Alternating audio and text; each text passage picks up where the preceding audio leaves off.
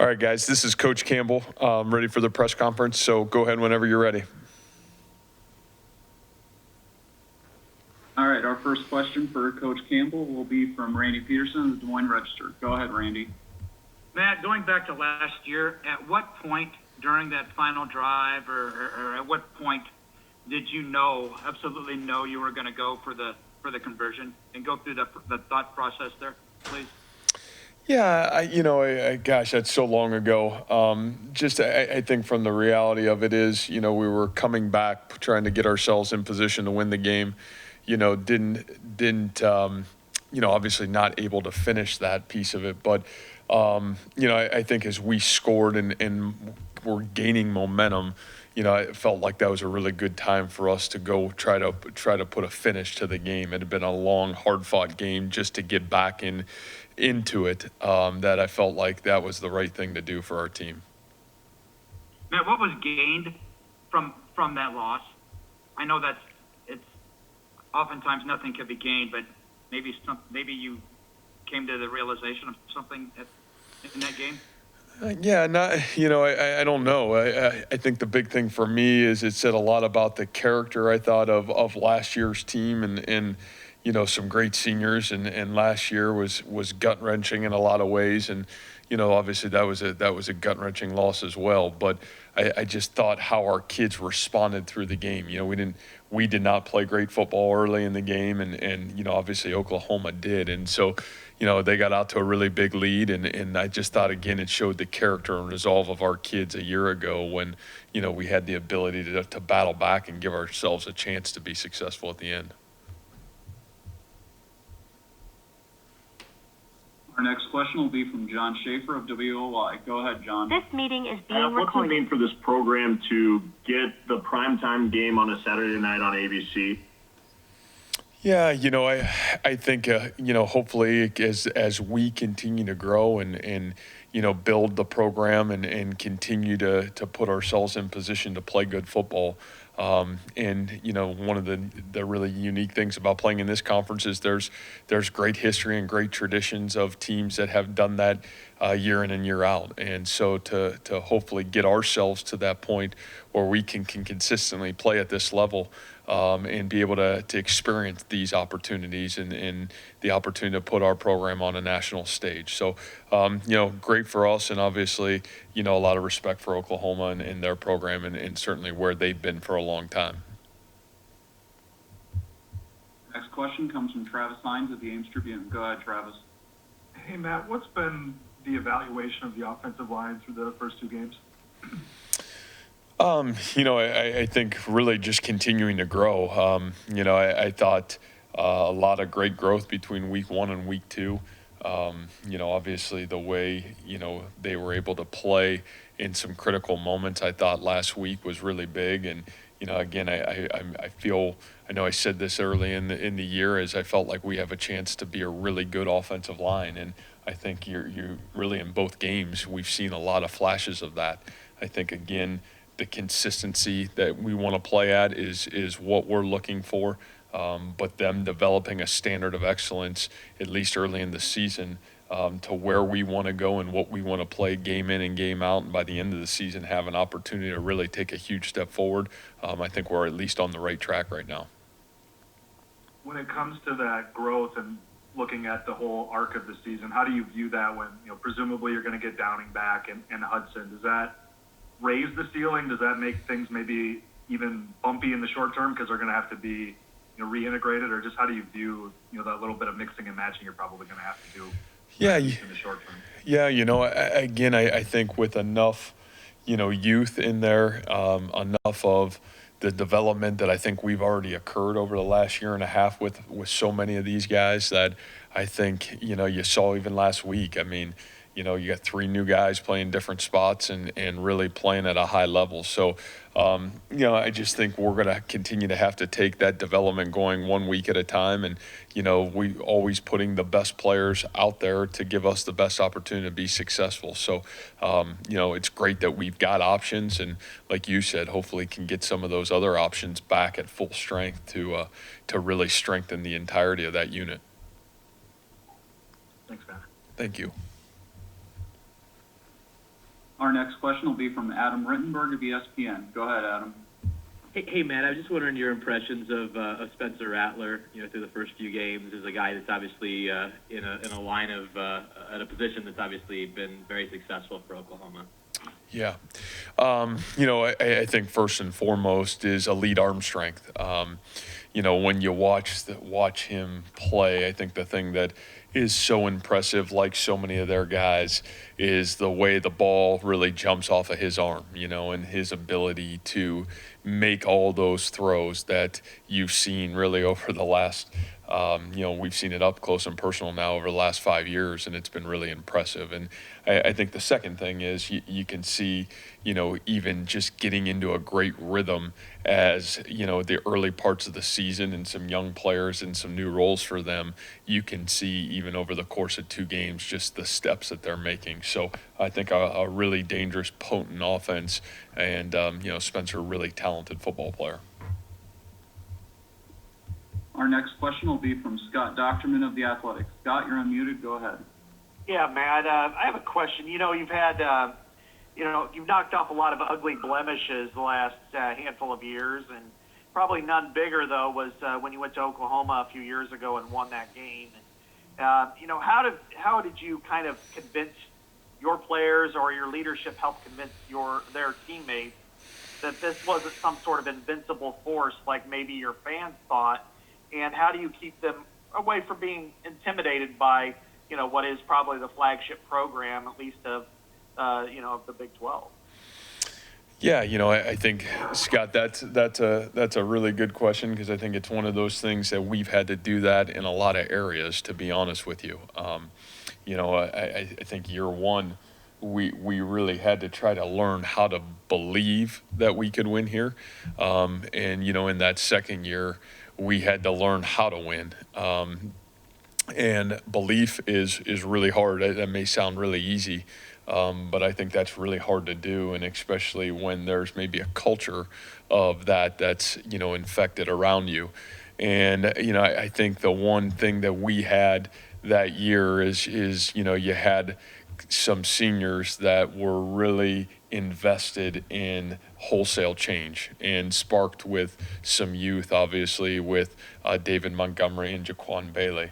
But I think the big thing for us, even going into that game, was, high-end adversity. And it had nothing to do with our opponent, unfortunately, at the time. It had everything to do with what was going on in our own locker room. If you remember, it was after the Texas game, and, we had Jacob Park, and, Jacob's absence at the time was a real challenge, I think. And then number two, Willie Harvey did not play in that game, who Willie's still playing right now in terms of in the National Football League, was a really good player. So we were down some really good players, and I think the guys like Joel Lanning, Alan Lazard, David Montgomery, Trevor Ryan, some of those guys that were unsung heroes here, and guys that really sparked, I would say, the cultural turnaround.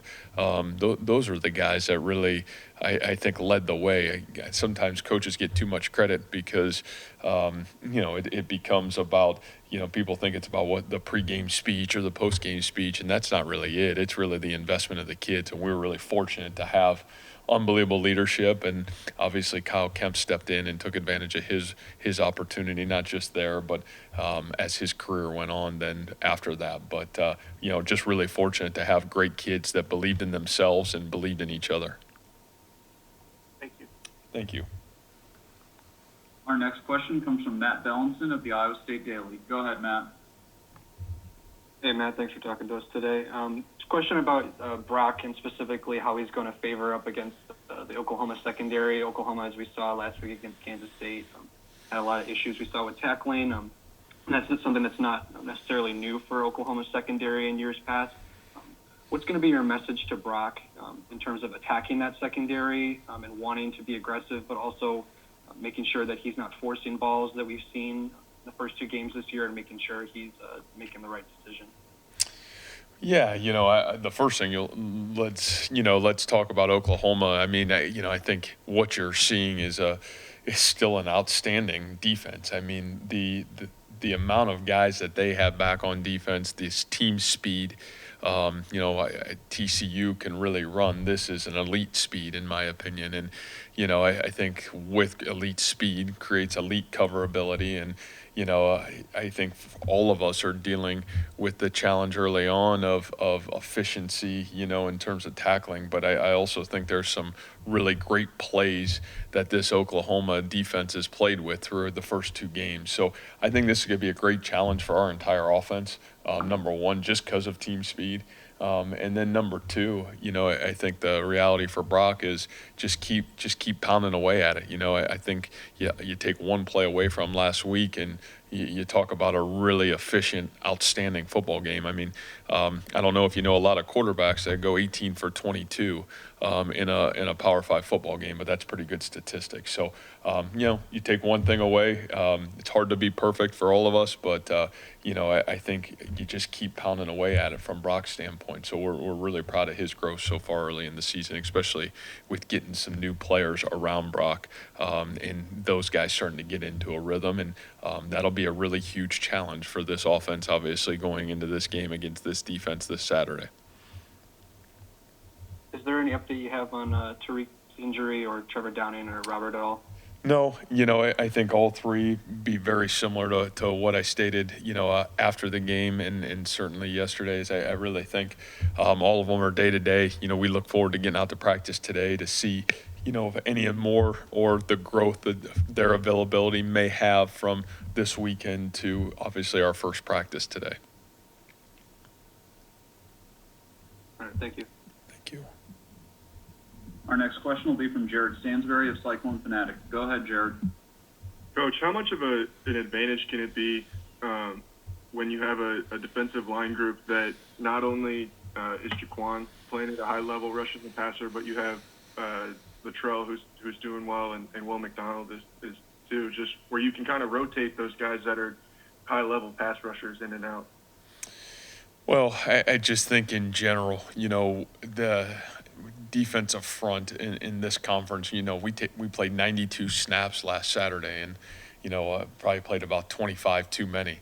But the reality of it is, you're going to play a lot of tempo in this conference, and, we'll get that again this weekend. And, the ability to get multiples in on the defensive side. And then when you have multiples in terms of ability to affect the game, that becomes when you have a chance to go from good to great. And I don't know if we're there yet, but I think we're getting closer to where we want to be. And you are right. Those three guys have certainly got off to a really positive start for us, and that's positive, as well as a lot of guys on that defensive front. But, again, will be greatly tested this week against a very veteran, outstanding Oklahoma offensive line.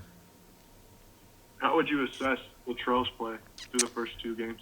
Yeah, I think Latrell would tell you it would be, the word to me would be inconsistent. I think he's made some real positive plays, and, he's also a guy that, I think we're looking for great consistency. And the one thing we've gotten from the nose tackle position, and we're getting that right now in a lot of ways from Isaiah Lee and Josh Bailey, is just elite consistency. And, I think Latrell's really working to find that. Certainly has shown flashes of some real positive plays, but it's about consistency as well. And, he's a young man that's so passionate about being outstanding that it's really fun to watch his growth. But it's going to be fun to see where he's at by the end of the season. Our next question will be from Steve McGarrigy of the Associated Press. Steve, unmute yourself, and then you're good to go. I'm an AP writer out of Milwaukee, Coach, and I was just wondering, Alan Lazard was a prominent recruit when y'all got him. He had a great career for you, and then he goes undrafted, and obviously he's doing great in the NFL now. What were NFL coaches telling you in the pre-draft process? What was their concern about him at that time, and what was your response to him? Because I imagine you were pretty confident he would succeed in the next level like he has. Right.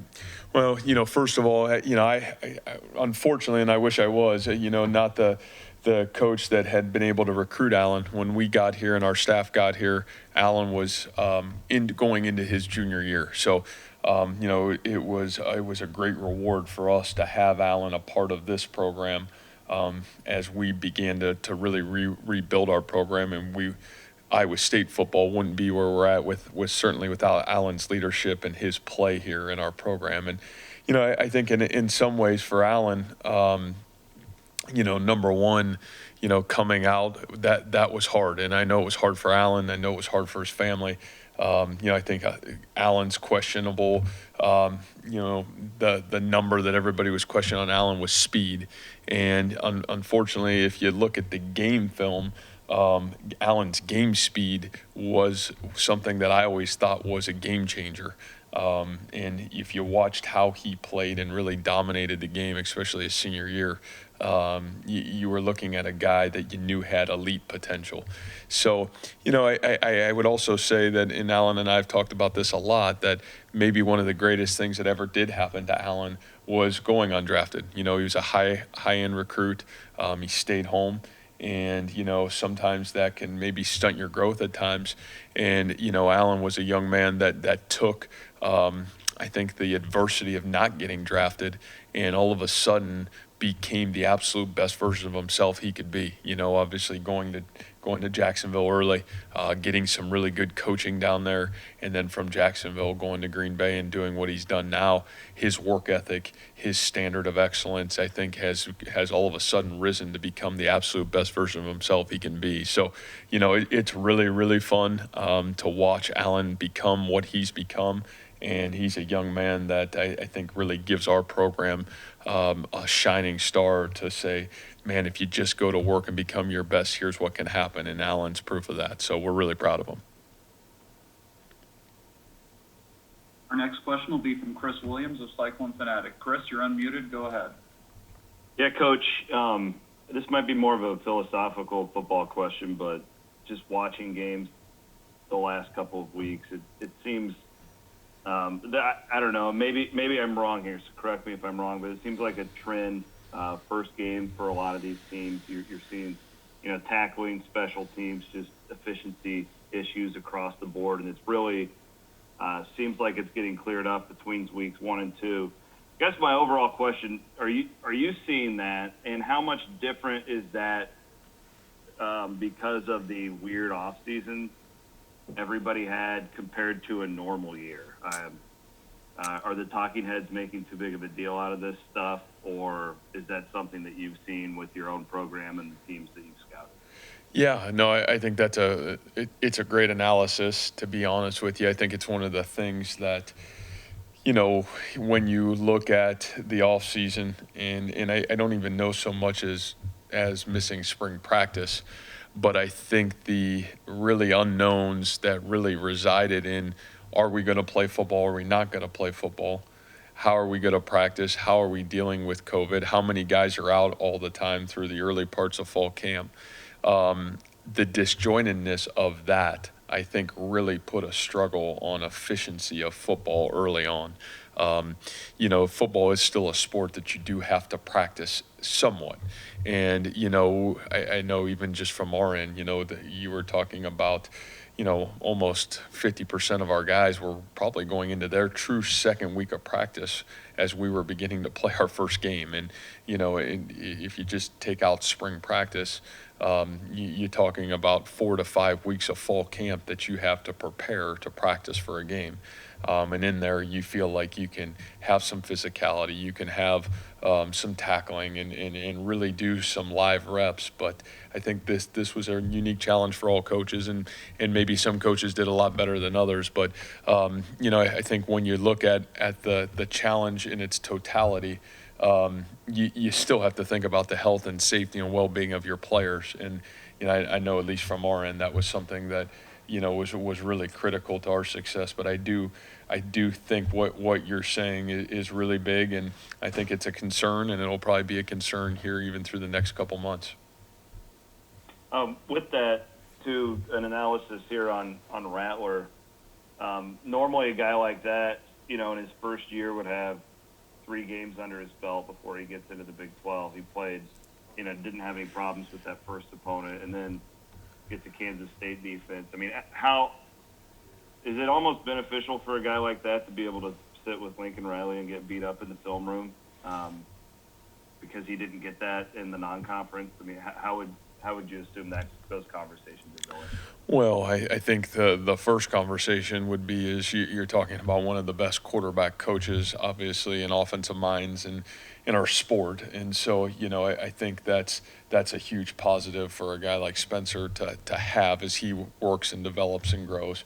And then number two, I think the big thing, in the reality for all these teams and all these players is you still have to play the game and you still have to be able to go out and go through tough times. And I think every great player, every great team has to have adversity and then obviously have to have the ability to respond to it. And, I think when you even look at last week's game, boy, that Oklahoma offense really got going. You look at total yards, almost 600 total yards, and, a lot of really positive things from that offense, just some mistakes that occurred. And again, in this time where we're at, I think you're going to see mistakes occur.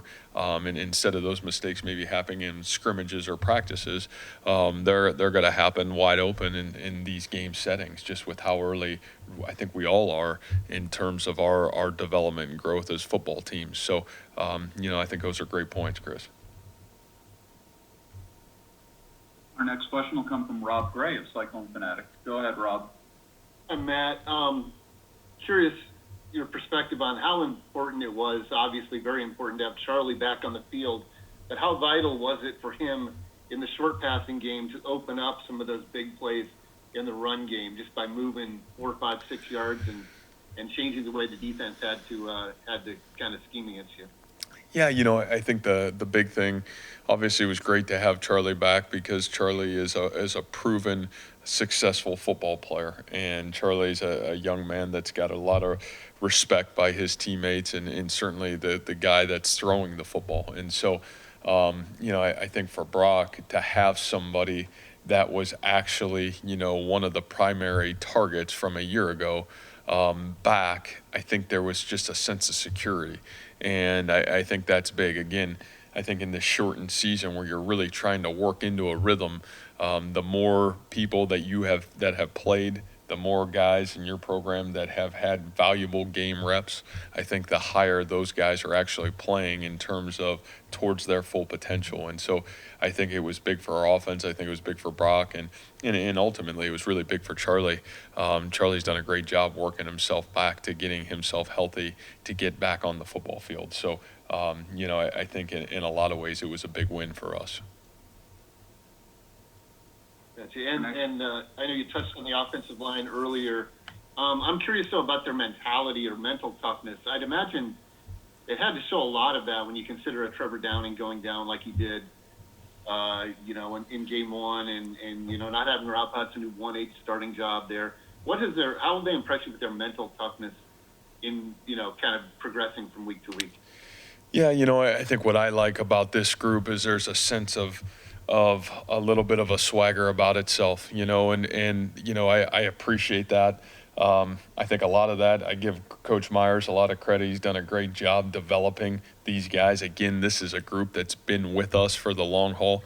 And, I know I said this before the season. I felt like there was a lot of talent in this group. And so, I think when you have young talent, you're hungry. And, obviously it's never great to lose a really good player like Trevor is, but, I don't think anybody flinched. I don't think anybody blinked, and I think they just kept going to work. And, I think there's a lot of guys that have confidence and are looking forward to their opportunity to show what they can do in that group. So, and certainly Darrell Simmons got that opportunity and made the most of it. I thought Derek Schweiger, he's been a little bit of a kingpin in terms of playing elite football early on. I mean, what he did to go from right guard to left guard in a week's time, and then to play the way he did at left guard, I thought was really, really special. And then obviously Colin inside, and Sean and Trevor, or Sean and Joey, continue to do a really good job growing out at those tackle positions for us. Thanks, Matt. Thank you. Our next question will be from Randy Peterson of the Des Moines Register. Go ahead, Randy. Matt, we touched on brief a little bit after the TCU game, but this is a whole different animal now going against an OU defense that doesn't give up a ton of rushing. What does Brees have to do to he had a good game against OU last year. What's Brees have to do to repeat that good game and even go beyond the 100 whatever it was yards he gained against the Sooners last year? Yeah, I really think for Brees, it's to stay within himself. I think just we know Brees is really talented and has got the ability to make really positive plays. I think sometimes as a young player, especially when you're having success, you try to maybe do too much, and whether it's we've talked about the ball security piece of it from 2 weeks ago, or just some little things where Brees is a great player. He should have the confidence that he is a great player, and know that you just got to stay within yourself. And you're right, it's going to be a total different defense than what we faced a week ago, and that priority is going to be put on stopping the run game. So I think it'll be a really good challenge, obviously for our offensive line and for Brees, and we'll have to do a great job trying to help him find some creases throughout that football game. What's that defense do that makes it so good against the rush? Well, I think when you have the veteranness that they do, across their defensive front, and then I think the three pieces of their Sam linebacker and their two safeties, guys that have played a lot of football, guys that are really, really confident, and they know how to get the extra hat in the box and yet still be savvy enough to play the pass. I think that's what makes those guys really dangerous. And so they do a great job, and they're going to play really aggressive. Thanks, Matt. Thank you. Our next question will come from Mark Freund of WHO. Mark, you're unmuted. Go ahead. Hey, Matt, what is from your perspective, what does 15,000 fans add to a game day as far as, how your team responds to it versus, what we saw week one? Yeah, I don't know. I think, I don't know if there was maybe 3,000 in the stands last week. So I don't know if that means anything, to be really honest with you. And from my standpoint as the head coach at Iowa State, am I glad that our fan base gets an opportunity to come in and be a part of this journey? I do, because they've been so great to us from the day we've gotten here, and so I'm happy for them. But does that have any bearing on how we play or the style we play? It has zero. Thanks. Our next question will be from Travis Hines of the Ames Tribune. Go ahead, Travis. Matt, you mentioned earlier about how efficient Brock was on Saturday, and I think a lot of people look at efficiency and playmaking as almost like a sliding scale that you've got to give up one to get the other. And I wonder if you view it that way, and two, where you think Brock, who obviously hit the big pass escapes on Saturday, where he might fall in that spectrum, or where you'd like him to be. Yeah, I really thought Brock, other than, you take off the one negative play, was outstanding Saturday against, a really good secondary, a really good defensive football team. The play he makes right before halftime in terms of the throw he makes to, in the corner of the end zone to Darren Wilson's a great play. I thought got into a really good rhythm, especially through the first part of the football game, which was hugely positive. And then when the adversity hit, which is going to happen to every team and player in college football each game, I thought his response was outstanding. I thought he kept his poise. We had a great drive. The next drive went down, had the opportunity to make right back up for it. And I thought he kept his poise in a real positive way. So just really proud of Brock. I think he's only going to continue to get better. And I really believe as the guys around him continue to settle into their roles, the offensive line, the tight ends, the wide receivers, I really think you're going to continue to see his evolution of where he was a year ago to where he is right now continue to go in a positive direction. So it sounds like, to your mind, the efficiency and playmaking are not mutually exclusive, that they can live together. I do. I believe they can live together for sure. Thanks. Our next question will be from Barry Trammell of the Oklahoman. Go ahead, Barry. Yeah, Matt. Oklahoma's won 5 straight Big 12 titles, but in recent years, not like they're dominating everybody. They've won a bunch of close games. Goes back to that question about the 17 game where you got to get your guys to believe they could win. It seems like you You've had 4 straight close games with them, and a lot of people around the league, that's really not an issue anymore. The belief that you can beat this team. Can you just talk about how the league is actually pretty close to Oklahoma competitively, even though they've won a bunch of titles in a row?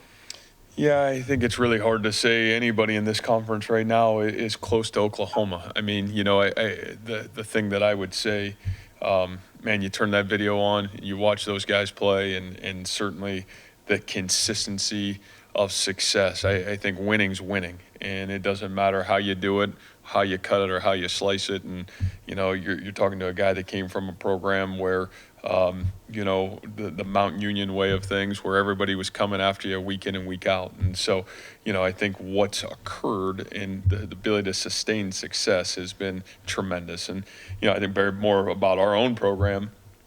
It's been about getting a belief that we can not just play with the Oklahomas of the world, but that we can beat anybody. And I think that's where our growth has come from. Year 1 to hopefully where we're trying to get to in year 5. And that was as big of a challenge as anything.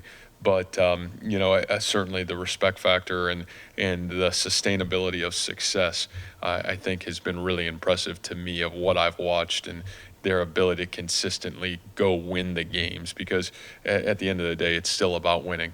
It's not about how fancy it is or how it looks. It's about winning. And, Coach Riley, to be able to do what he's done and be able to go to multiple playoffs, a lot of credit to him, his staff, and their kids. Is winning close games a tangible attribute? Or like in basketball, we end up saying, it ends up being 50-50 in close basketball games. Is it different in football? Is that an attribute to win close games?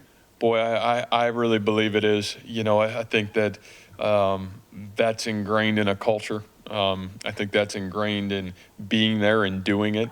And I think there's such a mental challenge to that. And in football, in basketball, you got 5 guys dealing with that mental challenge, maybe 6 or 7 if you got a couple guys off the bench playing. But boy, in football, there's a mentality to that. And so I really do. I think it's ingrained in your culture, and there's only one way to do it, and you got to go through it, and then you got to be able to sustain it. And obviously Oklahoma certainly has.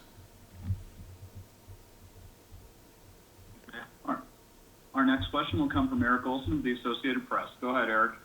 Yeah, Matt, hope you'll indulge me on another question about Jaquan. Sure. I just wanted to know what your personal feeling was when you saw him play like he did against K-State, become the career sacks leader, against TCU, and just how your personal feeling was just about seeing him go out and do that.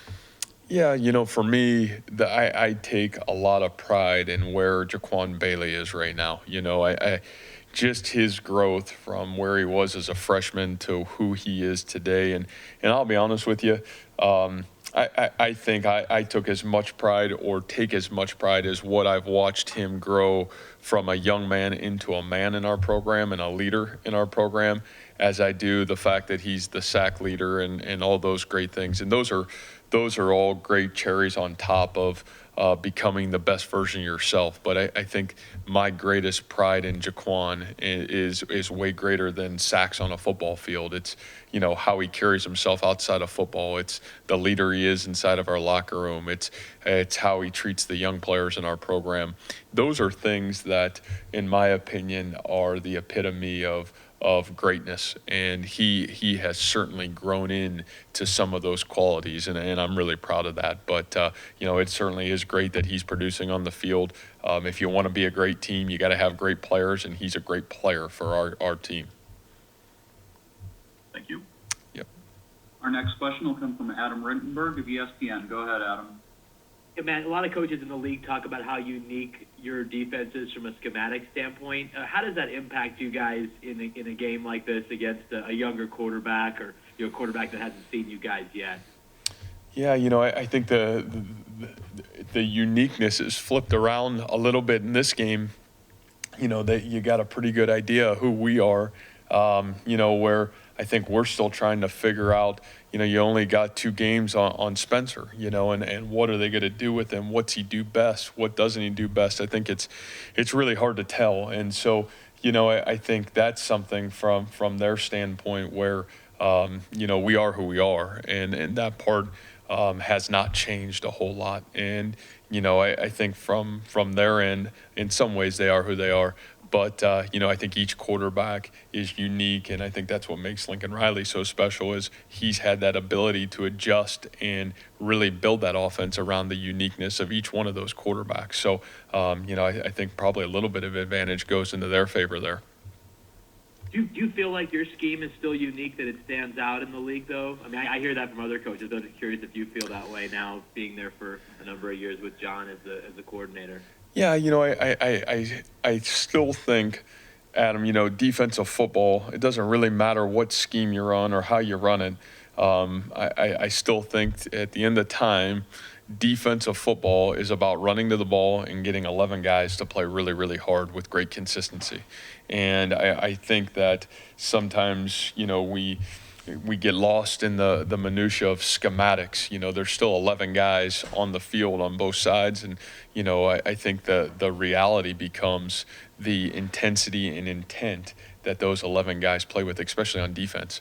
And it's been a challenge for defensive coaches over the years, but I think defensive football has really started to catch up in the last couple of years to offensive football. And, I think there's a lot of people playing really good defense, but I think our greatest pride factor is maybe not the scheme in which we play, but hopefully the intensity and the intent of 11 guys flying to the football playing is one. That's kind of been our trademark and something we continue to work really hard at. Our final question for Coach Campbell will be from Jared Stansberry of Cyclone Fanatic. Go ahead, Jared.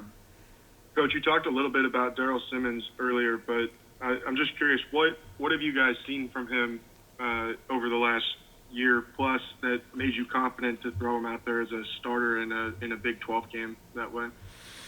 Yeah, well, I think confidence becomes earned by how you play. I think the fact of the matter of it is, Darrell is maybe as talented in terms of his physical traits of any offensive lineman in our program.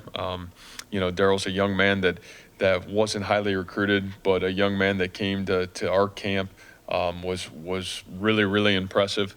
And, I think has come in and has gone through his own growth process. And I think Darrell will tell you at some point, that hasn't always been an easy process. But what Darrell has done is he has really bought into his teammates this summer. I think some veteran guys have had a huge impact in a positive way on him. I think Darrell's really bought in. Darrell loves football.